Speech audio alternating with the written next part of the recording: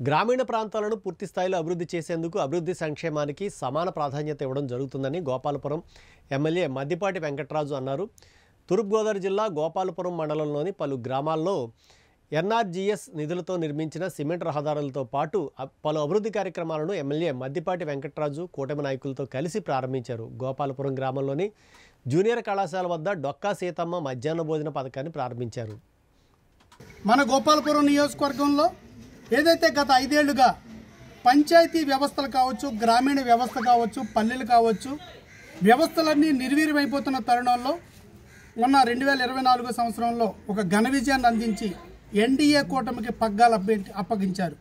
ప్రజలకి ధన్యవాదాలు తెలియజేస్తూ వాళ్ళ రుణాన్ని తీర్చుకునే పనిలో భాగంగా అభివృద్ధి పదం వైపు పల్లెలను పరిగెట్టించాలనే ఉద్దేశంతో ముఖ్యమంత్రి వర్యులు శ్రీ నారా చంద్రబాబు నాయుడు గారు, ఉప ముఖ్యమంత్రి వర్యులు పవన్ కళ్యాణ్ గారి యొక్క ఆలోచనలతో, అటు కేంద్రంలో ఉన్న మోడీ గారి యొక్క సహకారంతో ఈ రోజున ఎన్ఆర్జీఎస్ నిధులతో ఈ గోపాలపురం నియోజకవర్గంలో 85 పంచాయతీలు ఉంటే ప్రతి పంచాయతీలో కూడా అభివృద్ధి పనులకి అంకురార్పణ చేసి శంకుస్థాపన చేయడం జరిగింది.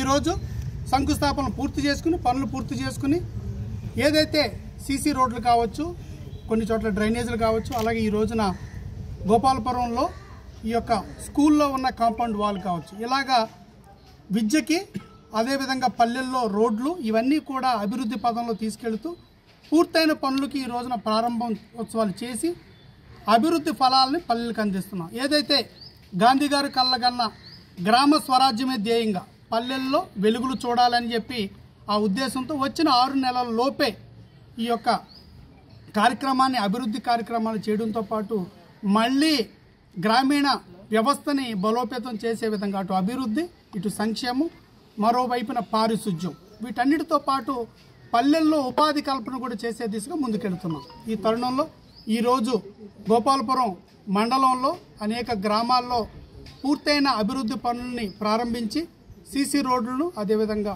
కాంపౌండ్ వాల్స్ని ఏదైతే మన ఆయా ఊర్లకి ఆయా గ్రామాల్లో ఈ యొక్క పూర్తయిన వాటికి ప్రారంభోత్సవాలు చేయడం జరిగింది. ఇదే స్ఫూర్తితో భవిష్యత్తులో కూడా గ్రామీణ వ్యవస్థను బలోపేతం చేస్తూ గాంధీ కలలు గన్న గ్రామ స్వరాజ్యాన్ని తీసుకొచ్చే దిశగా అడుగులేస్తాం. ఏదైతే శ్రీ నారా చంద్రబాబు నాయుడు గారు విజన్ 2047 అంటే 2047 కల్లా 100 ఏళ్ల పూర్తవుతున్న శుభ సందర్భంలో స్వతంత్రం వచ్చి ఆ యొక్క ఫలాలని కింద వాళ్ళకి, పేదవాళ్ళకి, అట్టడుగు వర్గాలకి, పల్లెలకి అందించాలనే ఒక లక్ష్యాలతో ముందుకెళ్తున్న జరుగుతుంది. భవిష్యత్తులో కూడా ఈ కార్యక్రమాలు కొనసాగింపు జరుగుతుంది.